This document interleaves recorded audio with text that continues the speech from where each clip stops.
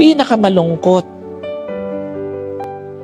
na pag-iyak na dati may nanay, may tatay, nakasama kang umiiyak, pero ngayon wala na. Sino po rito?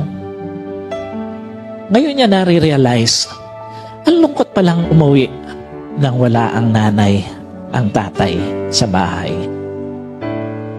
Sino po rito ngayon niya nare-realize na ang lungkot palang kumain na dati kasama mo yung nanay mo, kasalo mo yung tatay mo, pero ngayon wala na.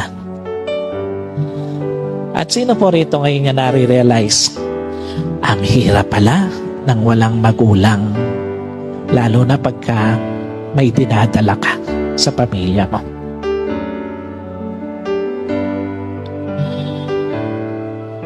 Sa lahat po ng mga anak, time will come.